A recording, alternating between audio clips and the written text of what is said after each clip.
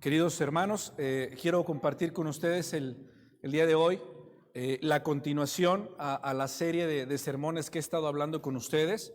¿Alguien de ustedes recuerda la serie que hemos estado hablando? ¿Cuál es la serie en la que hemos estado hablando? Exactamente, hemos estado hablando acerca de los reyes de Israel y a esta serie le hemos llamado, ¿se acuerdan cómo? ¿La negligencia de la experiencia? La negligencia de la experiencia. Amén. Entonces quiero compartirles acerca de esta palabra el día de hoy y quiero que escuches, quiero que abras tu corazón para lo que Dios tenga en este momento. El día de hoy, efectivamente, continuamos con ¿cuántos reyes llevamos? ¿Alguien se acuerda? Este es nuestro tercer rey. ¿Sí estamos? Sí. ¿Se acuerdan que dijimos que de todos los reyes que tuvo Israel, de todos los reyes que Judá tuvo, que fueron 20 de esos reyes, 10 fueron ¿qué?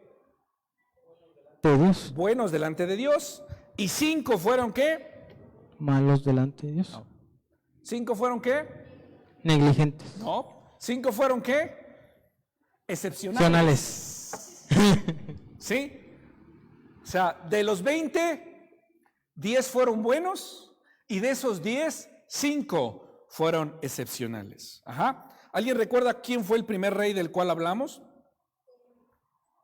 ¿El rey qué? Josías. El rey Asa. El rey Asa fue el primer rey. ¿Cuál fue el segundo rey del que hablamos? Josafat. El segundo rey fue el rey Josafat. Muy bien. Y el día de hoy vamos a hablar acerca del rey Joás.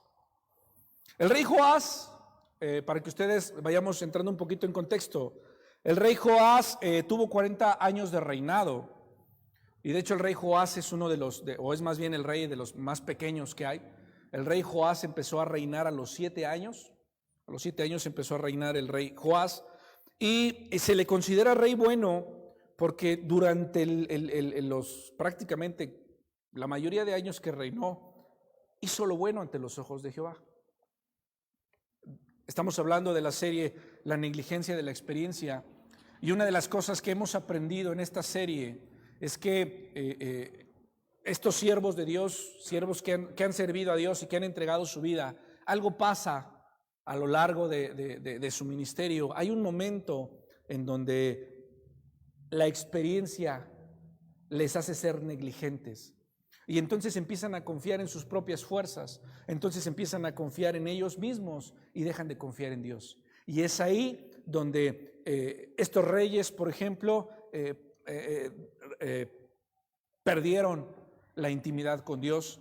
Es ahí donde estos reyes se apartan de Dios y es donde su reinado empieza, el declive en su reinado. Ahora, Joás, yo les decía que Joás es proclamado rey a los 7 años. Y solamente para que nos entendamos, el rey Ocosías de Judá era padre del rey Joás. Pero el rey Ocosías es asesinado. El padre de Joás es asesinado y entonces Ocosías es asesinado. Y entonces Atalía, que es abuela de Joás, usurpa el trono. Y una de las formas en las que usurpa el trono Atalía, una mujer que ustedes sepan, y si no yo les voy a decir el día de hoy, ¿alguien de ustedes sabe de quién era hija Atalía? Atalía era hija de Acab y de Jezabel. Entonces, Atalía usurpa el trono. Pero ¿de qué forma Atalía usurpa el trono? En realidad mataron a Ocosías tenía más hijos, y lo que hace Atalía es manda matar a los hijos de Ocosías. No habiendo ningún heredero en el trono, entonces ella tomaba el trono automáticamente. Lo que hizo fue mandar matar a todos sus parientes. Pero el único que sobrevivió fue Josías. ¿Por qué? Porque Josías fue escondido. A Josías, el sumo sacerdote Joiada lo esconde. Y lo esconden en una recámara. No me acuerdo cómo se llamaba el nombre de la esposa de de Joiada que esconden a Josías, pero ahí está en la Biblia, ahí dice su nombre de esta mujer que decide esconder a Josías. Una vez que lo esconden durante 7 años o durante un tiempo, y posteriormente Joías,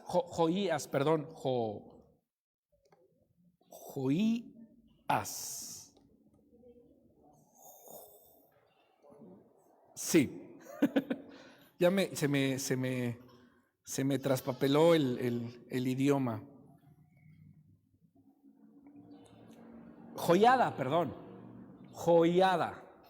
Joiada, que es el sumo sacerdote, cuando Joás tenía 7 años, entonces Joiada se levanta y dice, es momento de que él tome el trono, y es ahí donde le quitan el trono a Atalía, y Atalía en ese momento la matan prácticamente y le entregan el trono a Joás.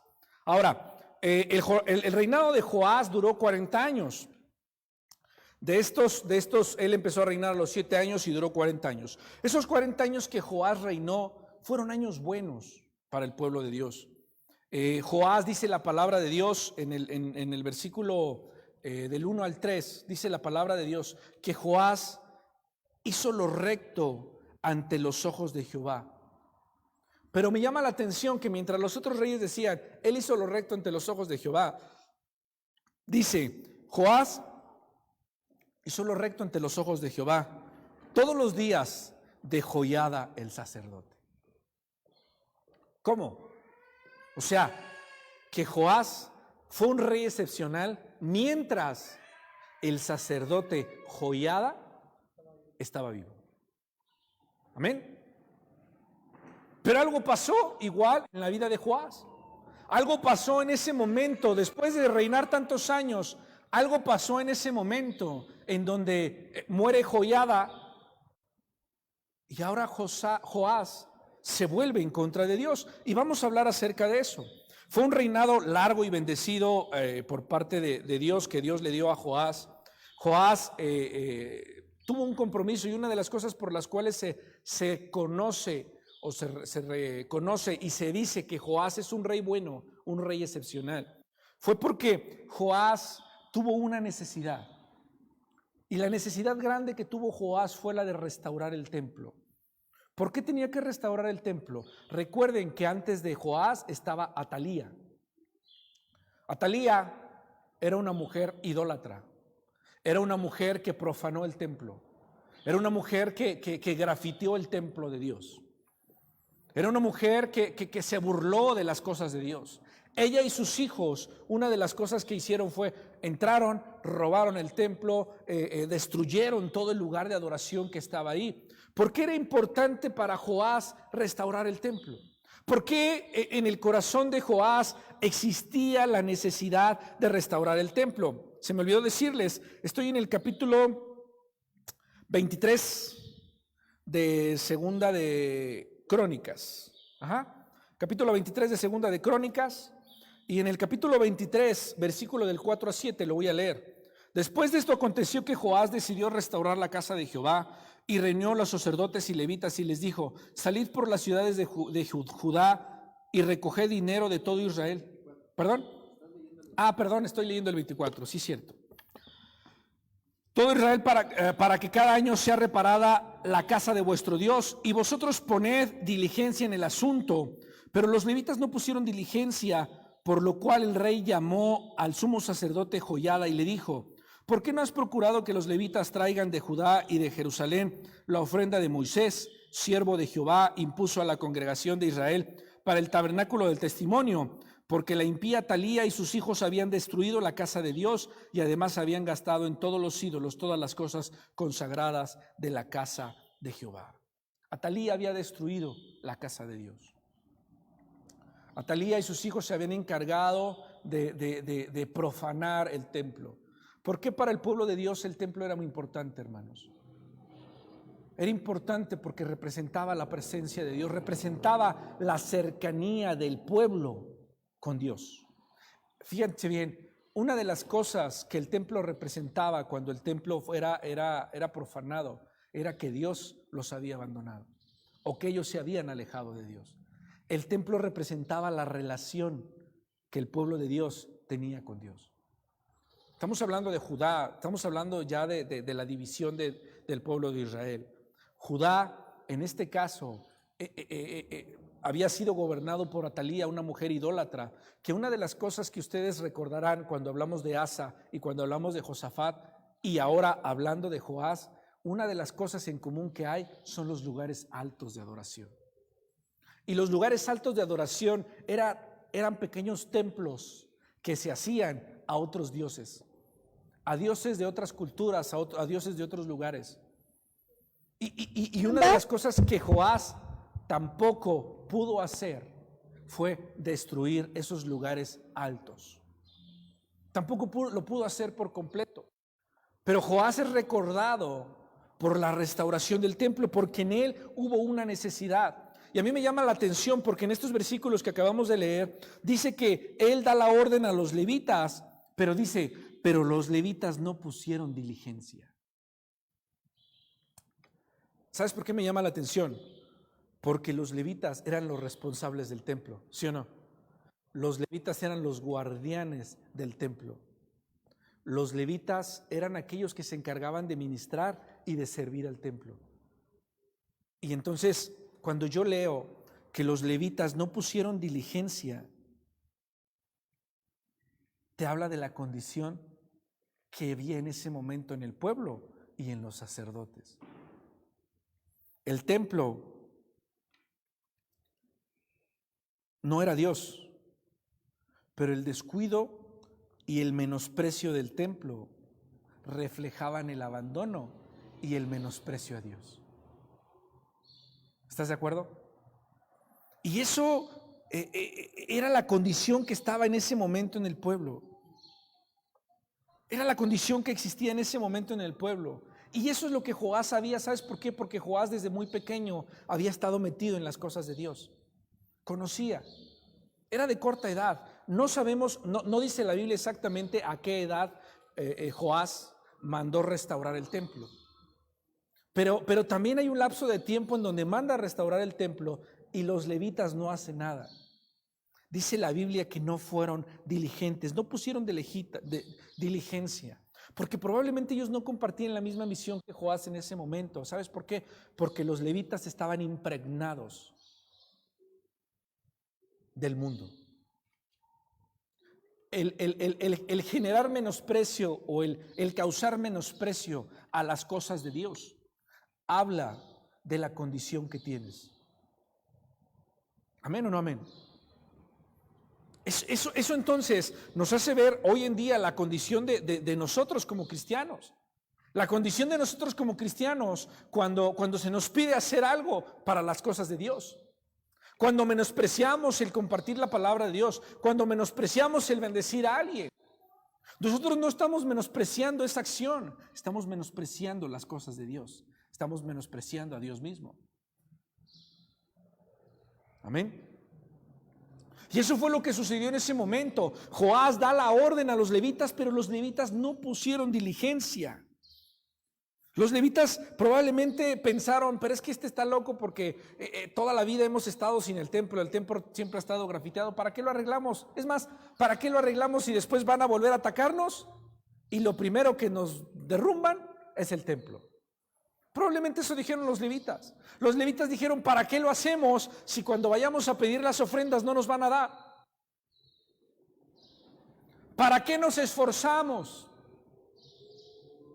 si no va a haber algo importante, no va a haber un cambio importante?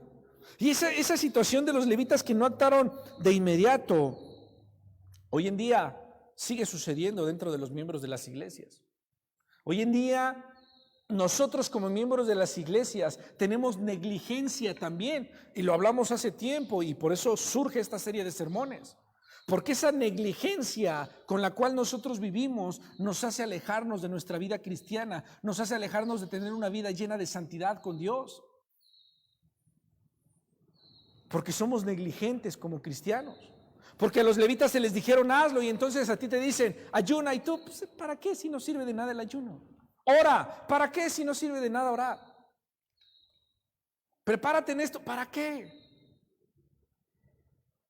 Oye, es que hay que participar en esto, hay que ofrendar, hay que hacer esta actividad, hay que hacer lo otro, hay que unirnos, hay que ir a visitar. ¿Para qué?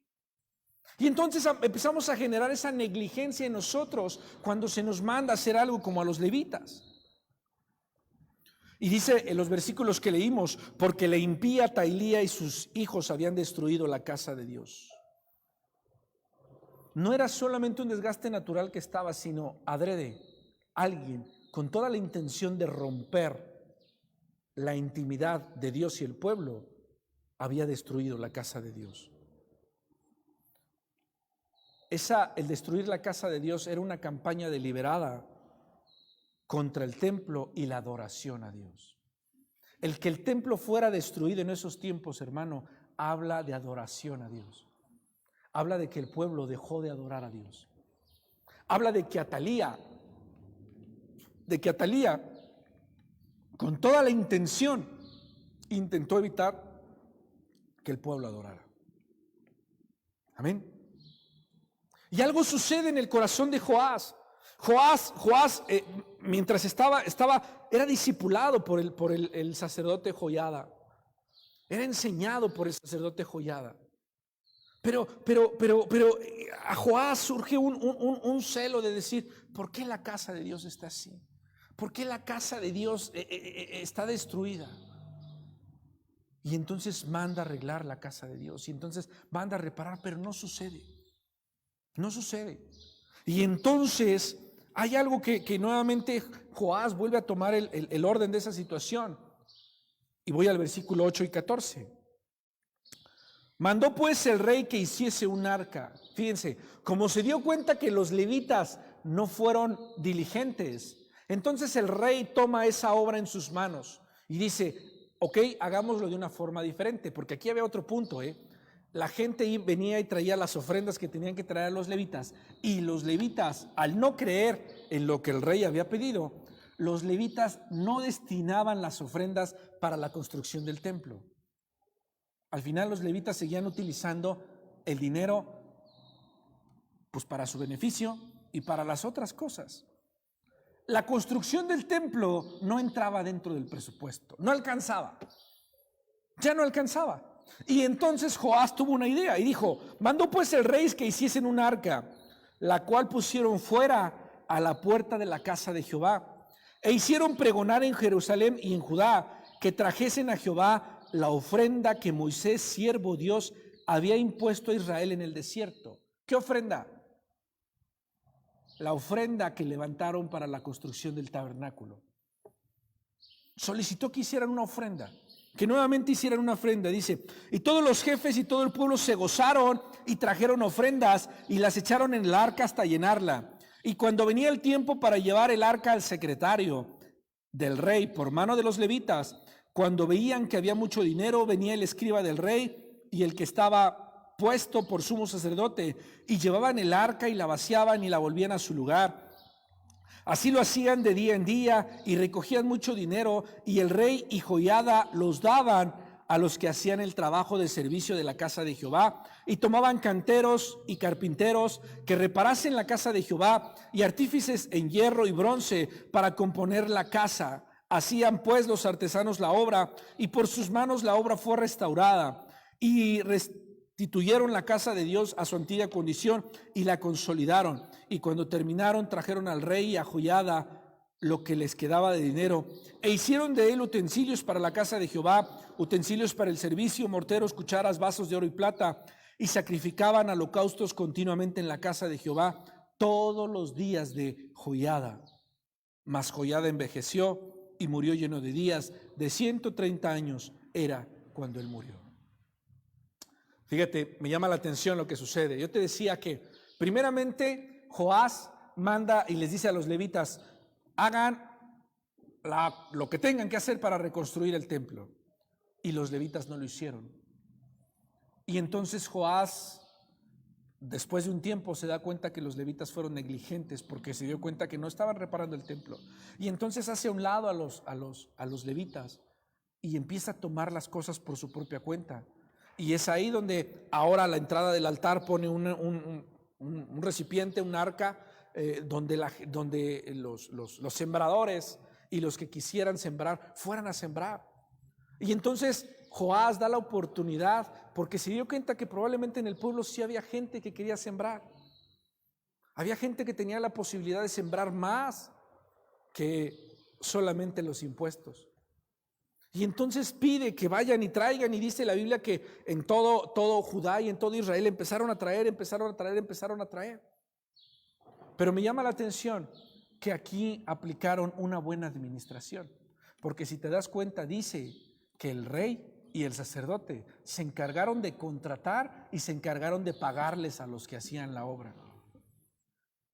O sea, no había sido como cuando hacen ciertas licitaciones y esa licitación va a mitad para el que hizo la licitación y esa otra mitad va para el que va a trabajar. No. Aquí verdaderamente se les pagaba a los carpinteros, ellos hacían su trabajo, se les daba lo que tenían que dárseles y el dinero se administraba de forma correcta. O sea, Joás administró correctamente los bienes de Dios. Y eso es algo importante, porque cuando Dios nos da y Dios espera que nosotros seamos buenos administradores de lo que Él nos da. La bendición de Dios, hermano, viene con buena administración. Si nosotros somos malos para administrar, nosotros mismos estamos deteniendo la bendición de Dios. ¿Sabían ustedes eso?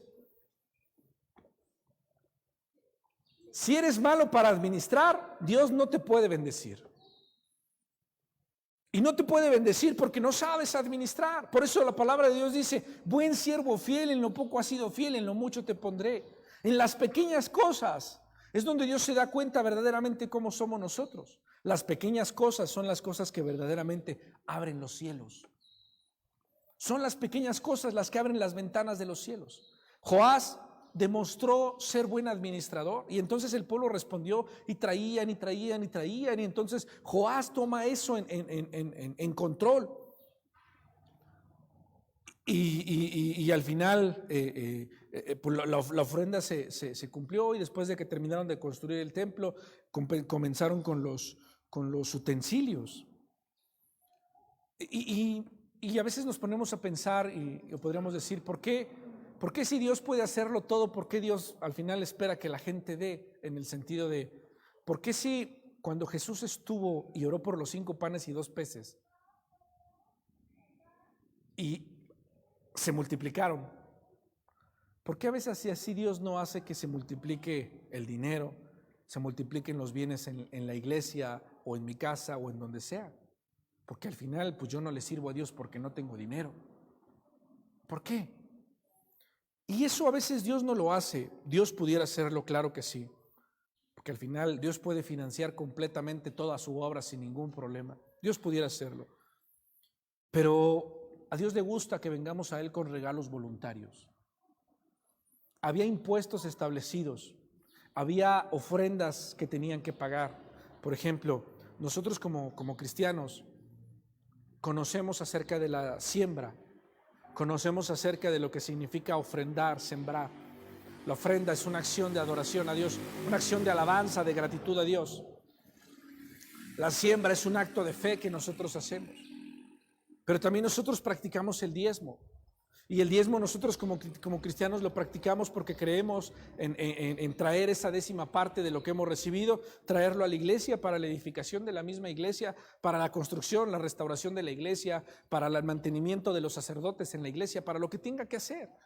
Eso nosotros lo practicamos, lo sabemos, pero voy a decirlo así: están esos impuestos, la ofrenda, la siembra y los diezmos. Pero también Dios espera regalos voluntarios, ¿no? Esos regalos voluntarios salen de tu corazón y brotan de tu corazón, no están establecidos. Pero nosotros aquí no nos peleamos si un día nos quieres traer, te iba a decir una gallina. No nos traigas la gallina, tráenos el mole. Ya tráelo cocido. No nos enojamos por eso. Si un día tú ves y dices: ay, es que esas flores como que ya necesitan más color, trae flores. No porque cumplas con diezmos y con ofrendas quiere decir que ya.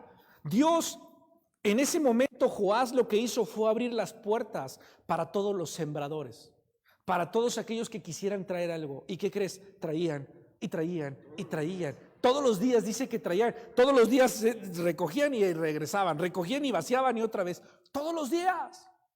¿Sabes por qué? Porque a Dios le gustan esos regalos espontáneos. Porque a Dios le gusta eso. Si tú ves que en la iglesia hace falta pintura, no esperes a que el pastor levante una ofrenda para traer pintura. Trae pintura. Por cierto, hace falta pintura. O simplemente tú di, pastor, pues yo veo esta necesidad, aquí está. Yo veo esta necesidad, yo pongo eso que hace falta. Porque eso es lo que Dios espera de nosotros. Porque eso, ¿sabes qué? Eso es lo que hace un corazón que adora a Dios. Eso es lo que hace un corazón agradecido. Eso es lo que hace un corazón restaurado. Y eso es lo que a Dios le gusta. Él obra de esta manera, ¿sabes por qué? Porque Dios quiere que nosotros seamos un pueblo generoso. ¿Sabes por qué? Porque Dios es generoso. Si yo enseño a mis hijas a dar, ¿qué crees que espero que ellas hagan? Den. Si yo soy generoso con alguien, yo espero que ese alguien también sea generoso. Dios espera que nosotros seamos generosos porque Él es generoso. Y esto nos lleva a 2 Corintios 9:7, donde dice, cada uno de nosotros dé como propuso en su corazón. No con tristeza, ni por necesidad, porque Dios ama al dador alegre. Amén. Y eso es un principio de Dios. Dios cuando nos da, nos bendice, no nos bendice triste. No nos bendice enojado. Nos bendice contentos. Nos bendice alegre.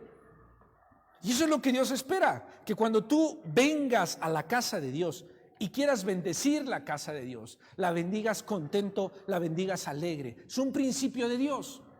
Es un principio de Dios. Y eso fue algo de lo que se enseñó en ese momento. Eso es algo de lo que Joás generó en ese momento. Que aquellos sembradores que querían sembrar no estuvieran impuestos a los impuestos, sino que lo hicieran de manera libre, de manera espontánea, porque esos son los regalos que le agradan a Dios. Amén. Esos regalos brotan verdaderamente de un corazón agradecido a Dios. Y dice la Biblia que así lo hacían de día en día y recogían mucho dinero. Y recogían mucho dinero. ¿Sabes por qué? Porque los que daban, Dios les daba para dar más. Y entonces daban y de repente llegaban y ya se encontraban otro cofre del tesoro en su casa. Y entonces agarraban el cofre del tesoro y lo daban y regresaban a su casa. ¡Ay, caray! 2 cofres del tesoro. Qué bueno que así fuera, ¿verdad? ¿Qué dicen ustedes? Que Dios lo hace de la forma y de la manera en la que Él quiere, pero Dios no se queda con nada. Amén. Eso es algo que tenemos que aprender. Dios no se queda con nada. Y a Dios le gusta cuando tú y yo somos generosos. Cuando somos generosos. Cuando no tengas, hermano, sé generoso. Porque si quieres ser generoso cuando tengas, nunca vas a tener. Porque nunca te va a alcanzar. Sé generoso cuando tengas y cuando no tengas. Y es ahí donde Dios se va a agradar. Dice, trajeron al rey, dice la palabra de Dios, trajeron al rey y a Joiada lo que quedaba de dinero. El pueblo fue tan generoso y la administración que desarrolló Joás y Joiada era honesta y fue tan sabia que el dinero hubo en exceso. Que había en exceso dinero para el proyecto que se querían hacer. Y entonces la casa de Dios fue restaurada, los utensilios para la casa de Jehová fueron restaurados. Y esa era una evidencia maravillosa de cómo Dios bendice la mayordomía y la generosidad. Porque eso es lo que Dios hace. Cuando hay generosidad y mayordomía, hay bendición de Dios. Amén. Y Dios bendijo a Joás. Por eso es que Joás es considerado uno de los reyes excepcionales dentro de Judá. Porque Joás tuvo un deseo.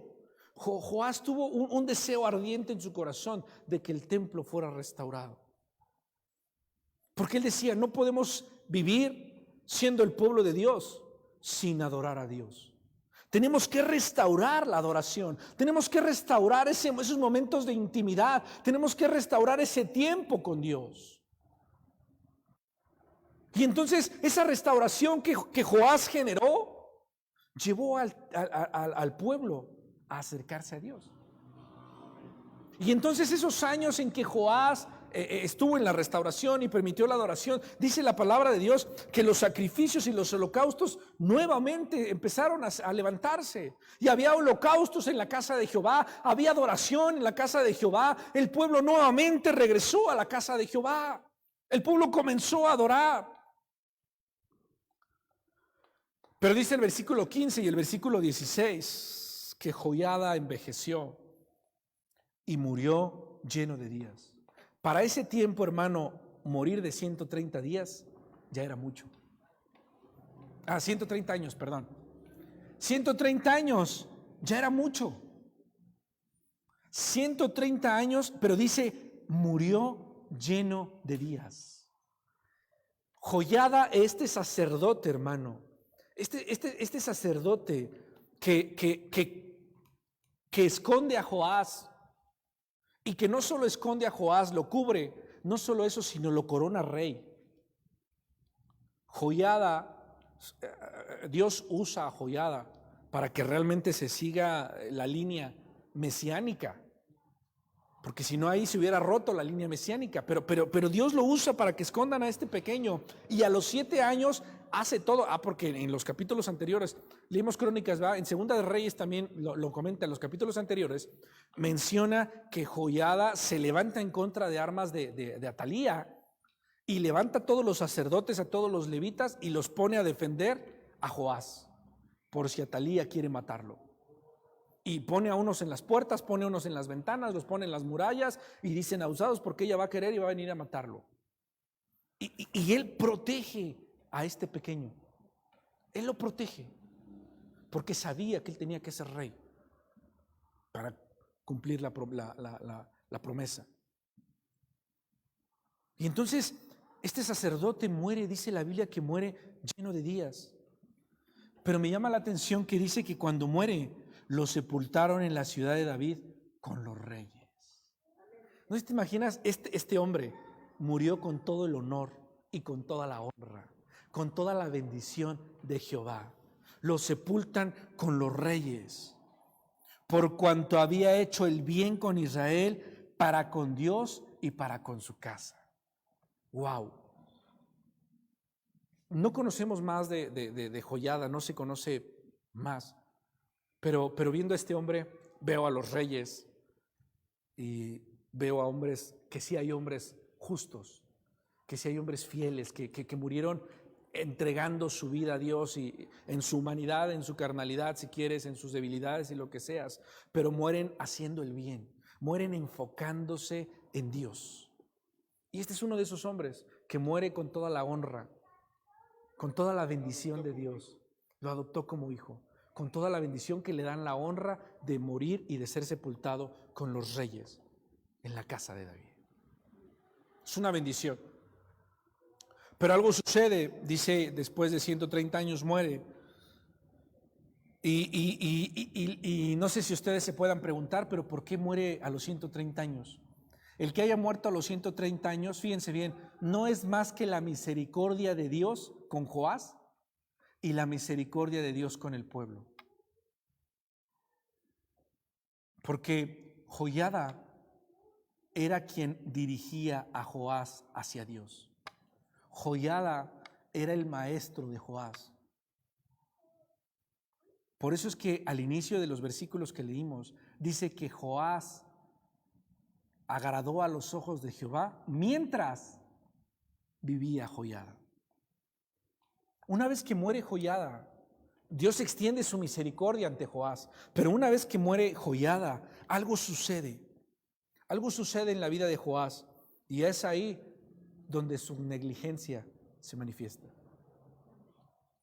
Después de haber reinado, de haber llevado a la adoración al pueblo, de restaurar al pueblo, no sé si tú te puedas imaginar, sí te puedes imaginar, porque lo hemos hecho en muchas ocasiones, tristemente, cómo estamos hirviendo ante Dios. Es como estamos deleitándonos en la presencia de Dios un día y al siguiente día estamos negando a Dios. Y esto fue lo que sucedió también con Joás. Es un ejemplo claro, nuevamente, de alguien que sirve a Dios y al siguiente día le da la espalda completamente a Dios. Versículo 17 y 19. Muerto Joiada, vinieron los príncipes de Judá y ofrecieron obediencia al rey, y el rey los oyó, y desampararon la casa de Jehová, lo que él había construido, lo que él había levantado, lo que en su momento lo había hecho buen rey. Ahora han desamparado la casa de Jehová y de sus padres, y sirvieron a los símbolos de acera y a las imágenes esculpidas. Entonces la ira de Dios vino sobre Judá y Jerusalén por este pecado. Les envió profetas para que los volviese a Jehová, los cuales les amonestaron, mas ellos no los escucharon. Dice, vinieron los príncipes de Jehová y ofrecieron al rey, y el rey los oyó. ¿Sabes qué fue lo que hicieron estos hombres? Yo veo a Joás, un hombre completamente influenciable. Y uno de los problemas de Joás es que Joás, escucha bien esto, Joás jamás se convirtió. ¿Sabes por qué Joás restauró el templo y por qué Joás fue un motivador de que se restaurara la adoración? ¿Sabes por qué?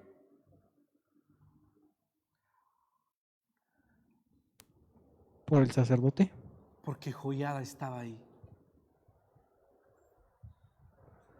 Porque Joiada era una influencia en la vida de Joás. Pero Joás jamás fue alguien convertido. Y esto a mí me hace pensar y me hace analizar la condición de muchos cristianos. Yo voy a hablar de mi experiencia.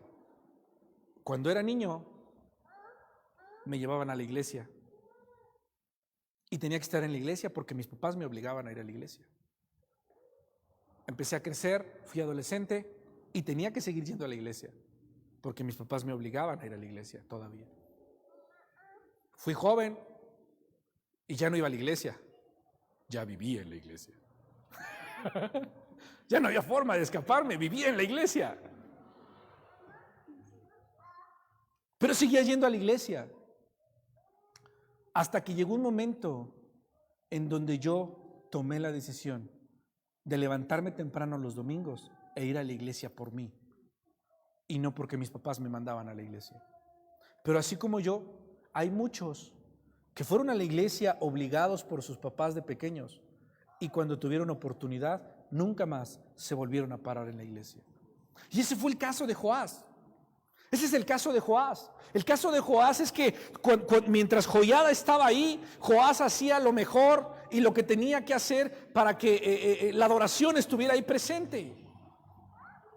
Pero una vez que Joiada muere, él se da cuenta y dice, ¿y ahora qué hago? No sé qué hacer. Eso me habla de que Joás no tenía identidad. Eso habla de que Joás no tenía convicción.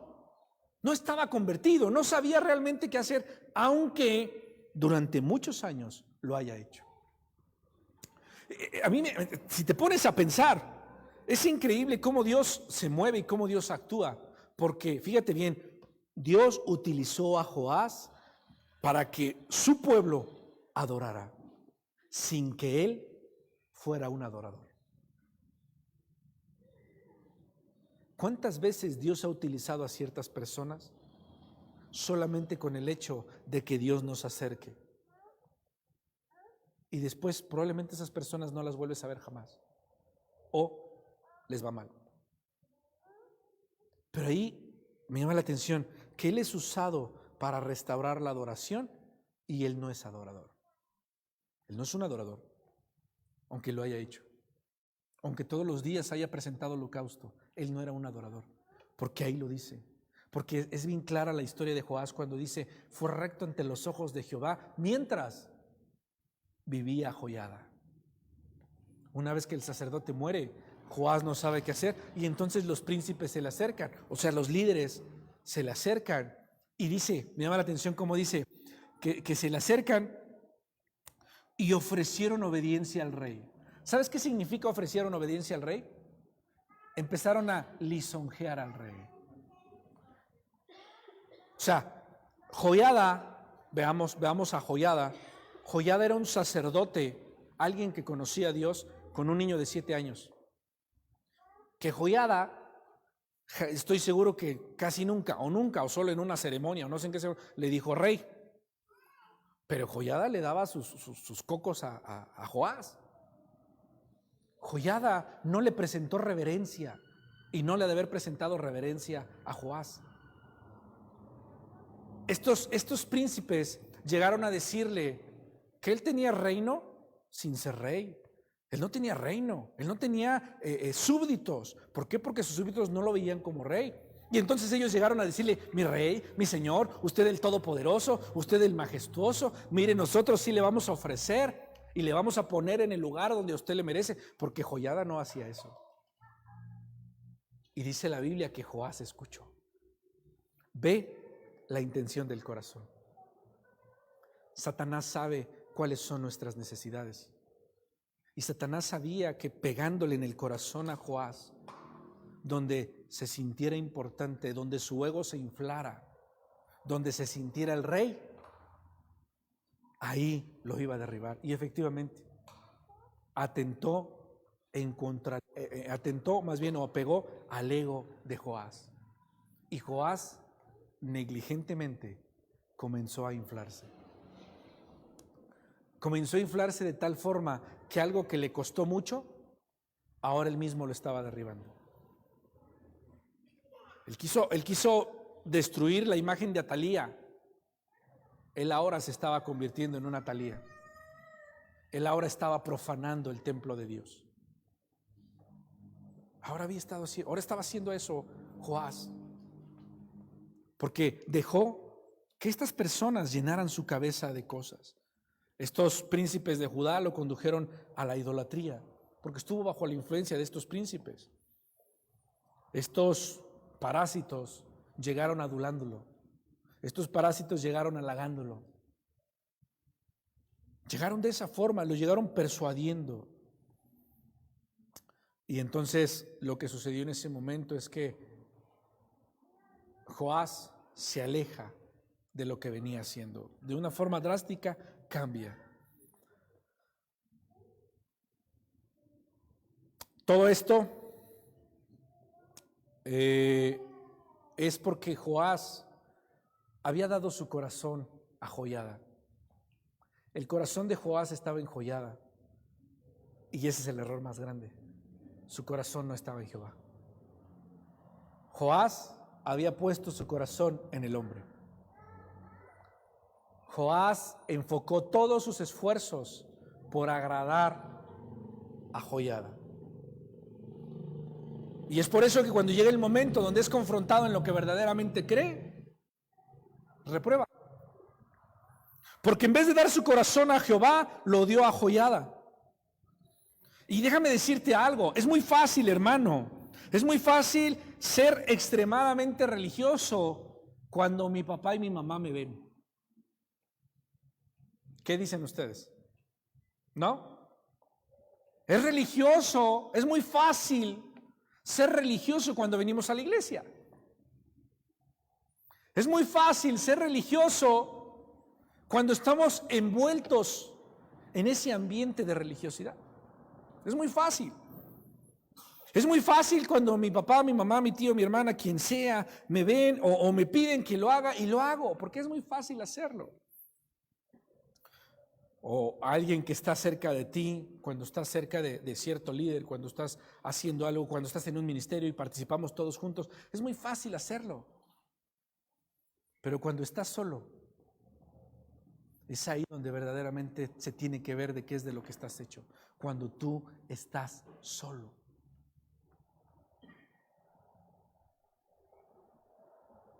Porque es muy fácil ser cristiano cuando estás con los demás cristianos. ¿Sí o no? Es muy fácil cantar, danzar cuando estás en la iglesia. Y eso fue lo que pasó con Joás. Joás dio su corazón a Joiada y no a Jehová. Y efectivamente yo obedecía a mis papás que tenía que ir a la iglesia y lo hacía por amor a mis papás. O porque me obligaban. Pero tenía que hacerlo. Hasta que llegó el momento donde yo conscientemente decidí hacerlo. El corazón de Joás estaba en Joiada y Dios en la palabra nos dice: hijo mío, dame tu corazón. No pongas tu corazón en otras cosas, no pongas tu corazón en otras personas. Tu corazón debe de ser para Dios. Y entonces dice la palabra de Dios que desampararon la casa de Jehová, él y sus padres. Dice, se sintieron libres probablemente en ese momento, porque en ese momento tal vez ya no tenían la presión, no tenían la angustia de que tenían que adorar a Dios. Y entonces empezaron a adorar a otros dioses, a otros ídolos, empezaron a hacer lo que querían hacer. Y eso mostró la superficialidad del compromiso que tenían con Dios. Superficialidad del compromiso que tenían con Dios. Son, lo voy a decir así, más abiertamente, son esa clase de cristianetes, discúlpenme la palabra, que solo van a la iglesia porque si no van a la iglesia se sienten mal, porque toda su vida han ido a la iglesia, porque todos los domingos tienen que estar en una iglesia, ya sea católica, mormona, testiga de Jehová, ya sea cristiana. El domingo tienen que estar en la iglesia. No tienes idea ni qué iglesia es, pero tienes que estar en la iglesia. Gracias.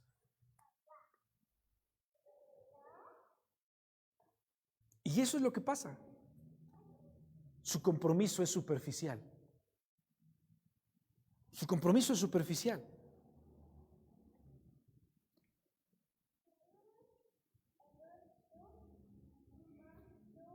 Esto pasa a veces con aquellos hermanos que muy fácilmente abandonan las iglesias. Esto pasa con aquellos hermanos que muy fácilmente dejan de asistir a las iglesias. Pero son hermanos que aman a Dios, que dicen amo a Dios, sé lo que Dios quiere para mí, sirvo a Dios y hago esto y hago lo otro, pero estás de una iglesia en otra iglesia, en otra iglesia. Y todos lo saben además. Joás conocía a Dios, tenía años de conocer a Dios. Sabía perfectamente cómo se hacían los rituales de adoración. Sabía perfectamente cómo adorar a Dios. Sabía perfectamente cómo adorar a Dios. Pero muy fácilmente desertó en el momento en que le empezaron a llenar la cabeza con flores. En el momento en que lo empezaron a inflar. Conozco el caso de muchos hermanos que asisten a la iglesia y de repente empiezan a escuchar: ay hermano, pero tú qué haces en esa iglesia, tú deberías de ser pastor, tú eres mejor como pastor, mira, si tú fueras pastor, yo te seguiría a ti. Sí, cierto, ¿verdad? Pues ya tengo uno. Y entonces en ese momento se sale de esa iglesia y se va a hacer su iglesia con ese uno porque nadie más lo sigue. Y ese uno le sigue aventando flores y le sigue diciendo mil cosas. Eso no es lo que Dios verdaderamente quiere. Una de las cosas que Dios nos enseña a nosotros es estar sometidos. Joás había entregado su corazón a la persona equivocada. Y fue bueno mientras duró esa parte.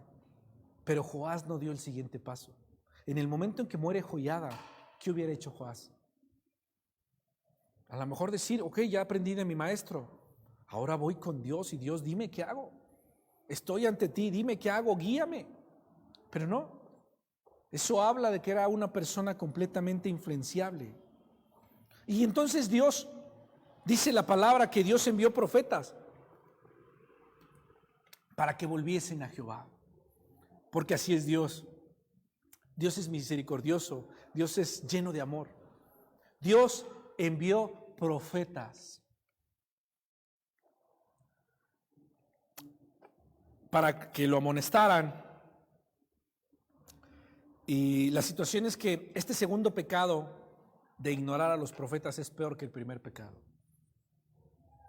Este segundo pecado es más grande que su debilidad ante la idolatría, porque en este segundo pecado Dios le manda una corrección y él ignora al profeta, ignora a Dios, menosprecia el mensaje nuevamente y lleva a todo su pueblo a la desobediencia.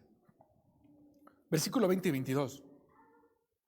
Entonces el Espíritu de Dios vino sobre Zacarías, hijo del sacerdote Joiada, y puesto en pie, donde estaba más alto que el pueblo, les dijo: así ha dicho Dios, ¿por qué quebrantáis los mandamientos de Jehová? No os vendrá bien por ello, porque por haber dejado a Jehová, él también os abandonará. Pero ellos hicieron conspiración contra él, y fíjense bien, y por mandato del rey lo apedrearon hasta matarlo. Por mandato de Joás mataron al profeta que llevaba la palabra de Dios en el patio de la casa de Jehová. Así el rey Joás no se acordó de la misericordia que Joiada, padre de Zacarías, había hecho con él.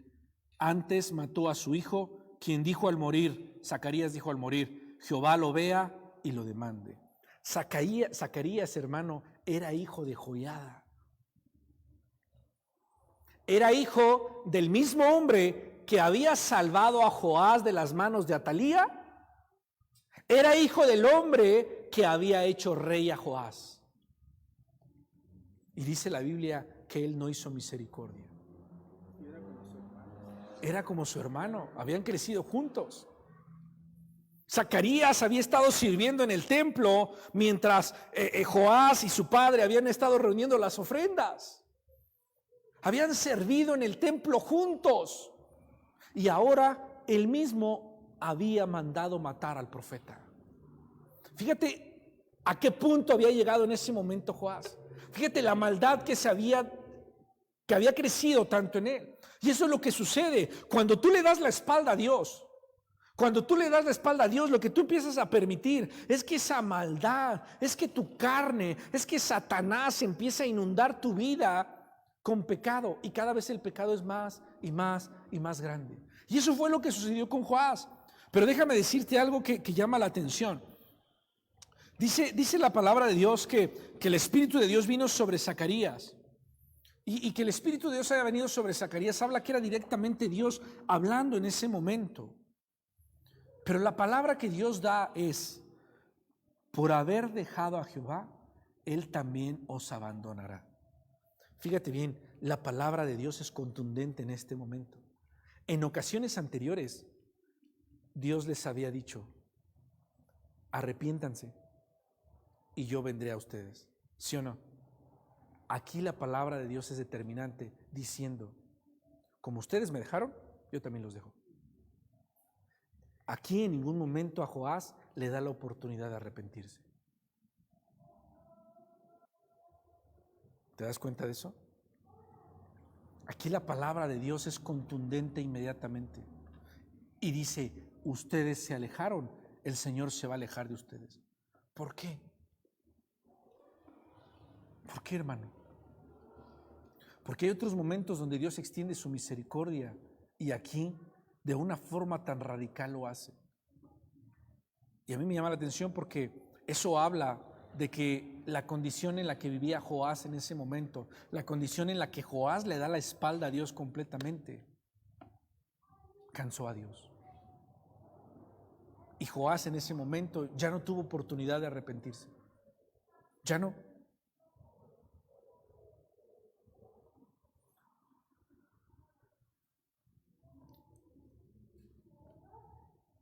Dice que ellos hicieron conspiración contra el sacerdote y lo apedrearon, lo mataron. Y las últimas palabras de Zacarías fueron: Jehová lo vea y lo demande, aplicando y pidiendo justicia. Zacarías no quería venganza, sino solamente Zacarías entregó ese momento en las manos de Dios, sabiendo que era Dios quien haría justicia y sabiendo que era Dios que tenía las cosas en control. Pero algo que me llama la atención es que el pueblo no escuchó la orden de Dios, pero sí escuchan al rey cuando le dicen, mata a Zacarías. Joás respondió la bondad de Joiada matando a su propio hijo. Ve la maldad que ya había en él. Y solamente para que sepas, como un dato histórico y cultura general, Zacarías es asesinado en el mismo lugar en donde Joiada había ungido como rey a Joás. Muere en el mismo lugar donde Joás había sido levantado como rey. Versículo 23 y 24. A la vuelta del año subió contra él el ejército de Siria. Una vez que mató a Zacarías, el ejército de Siria se levanta contra Joás y vinieron a Judá y a Jerusalén y destruyeron en el pueblo a todos los principales de él, o sea, a todas las personas que habían lisonjeado a Joás, mueren en ese momento.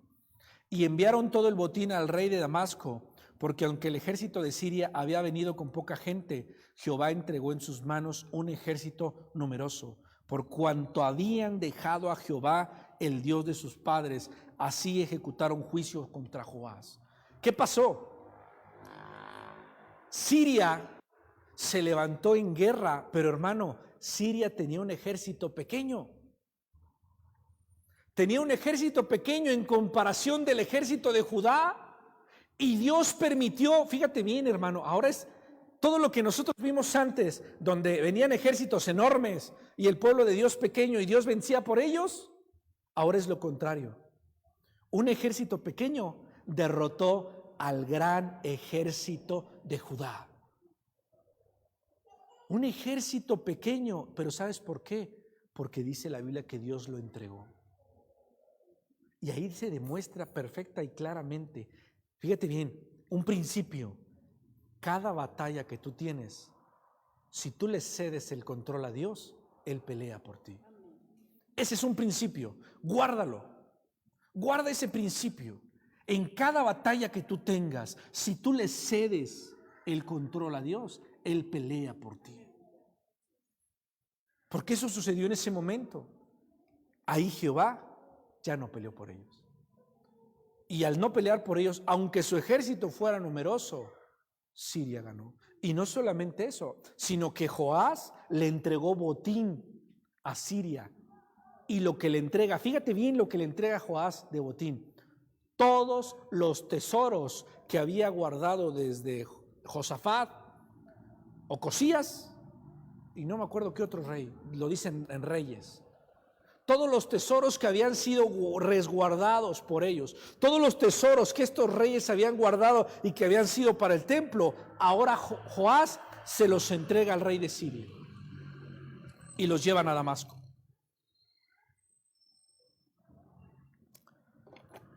Porque era juicio de Dios. Dios había traído juicio ante Joás. Dios había traído juicio ante el pueblo. Y ahí estaba el juicio de Dios. Ahí estaba la palabra de Zacarías. Ahí estaba la confianza donde Zacarías decía que lo que estaba sucediendo en ese momento, Dios haría justicia. Y ahí está la justicia de Dios. Porque es Dios quien pelea por sus hijos. Versículo 25 y 27. Y cuando se fueron los sirios, lo dejaron agobiado por sus dolencias. Fíjate bien. Y conspiraron contra él sus siervos a causa de las sangres de Joiada, el sacerdote, y lo hirieron en su cama y murió. ¿Quién murió? Joás. ¿Cómo murió? Sus siervos lo mataron. Sus príncipes lo traicionaron. Pero ¿sabes qué es lo triste? Esta es la parte triste. Fíjate bien. Y lo sepultaron en la ciudad de David, pero no en el sepulcro de los reyes. Eso es miseria, hermano. Eso es deshonra. Y entonces tú me dices, pues no, que había sido excepcional. ¿Qué fue lo excepcional de él? Nomás para que veas la condición que había de reyes en ese momento. ¿Qué fue lo excepcional de él? Lo excepcional de él es que en su inconsciencia acercó a mucha gente a Dios. En su inconsciencia. Y lo voy a decir así. Es como hace mucho tiempo hacíamos una obra a los jóvenes. Y en esta obra era la obra de la gran tribulación. Un día después se llama esta obra, y era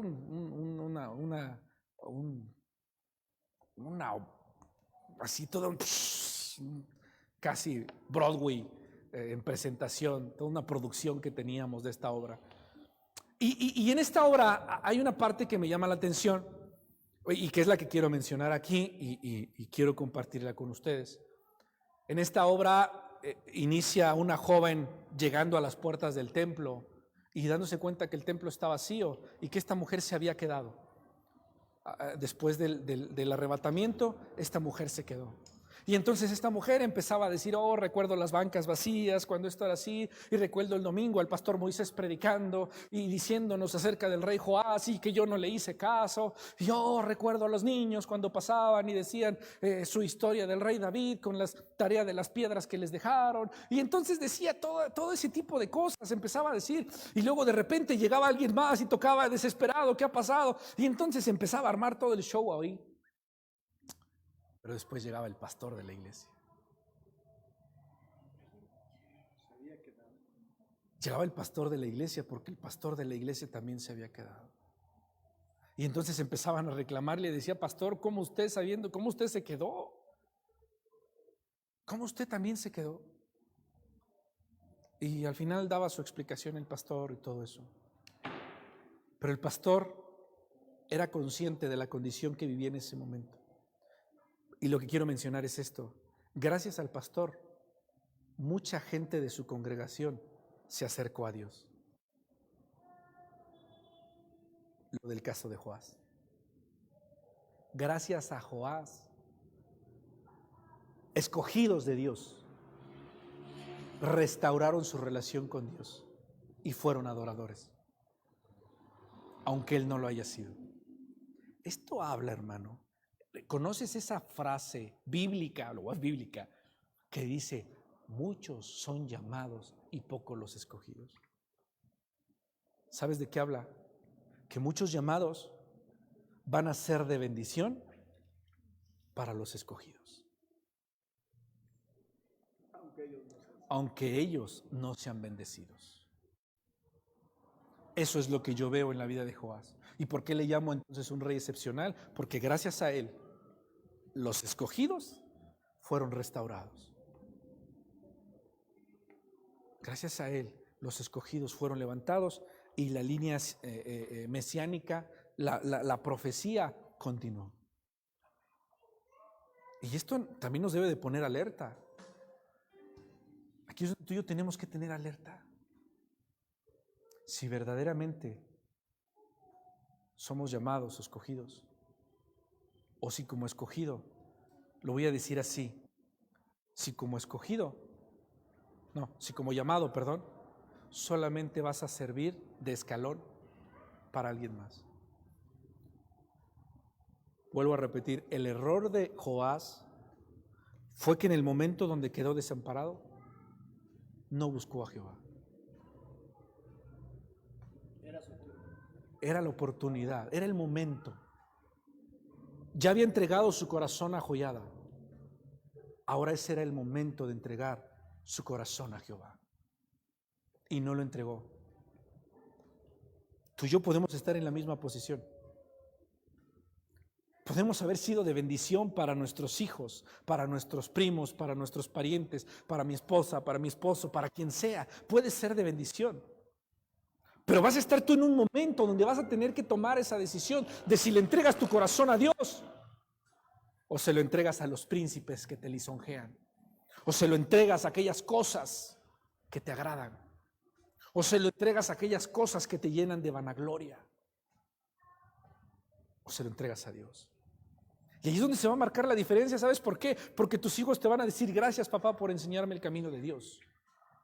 Y tú vas a estar allá peleándote con los príncipes. Es más, los mismos príncipes van a generar tu misma muerte. Porque eso fue lo que sucedió. Los mismos príncipes mataron a Joás. Y muere Joás.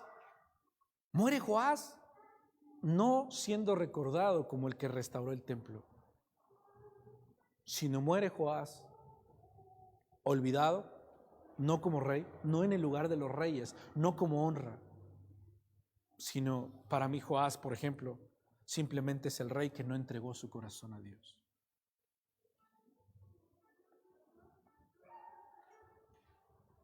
Pero esta condición es, tú y yo también así estamos.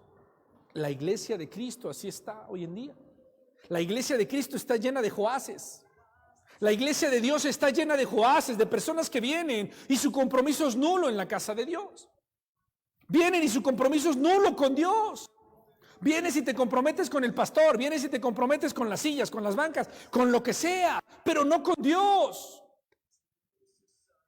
Tu compromiso tiene que ser con Dios. Tu compromiso tiene que estar con Dios, porque es Dios quien va a bendecir tu vida, es Dios quien va a dirigir tu vida, es Dios quien va a dar fuerza a tu vida. Y así terminó ese reinado, un reinado lleno de promesas, de bendición de parte de Dios. La situación es que, como te decía, la mano de Dios y la justicia de Dios fue certera, fue directa. Dios no se dio vueltas, mandó su juicio directamente sobre Joás. Y déjame decirte algo, a veces cuando Dios mandaba el juicio, a veces pues pasaban algunos años. Aquí fue inmediato, al año ya estaba muerto Joás, al año. O sea, su reinado duró 41 años. A los 40 años fue cuando mató a Zacarías, a los 41 murió. De 7 a 40 años, imagínate, de 7 a 40 años acercando al pueblo a Dios. Mucha gente fue restaurada, mucha gente fue levantada, mucha gente adoró a Dios, muchos se murieron adorando a Dios. Y fue de bendición. Desgraciadamente, él no encontró y él jamás pudo adorar a Dios de esa forma.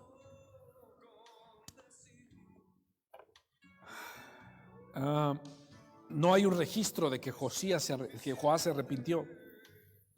No fue honrado como rey.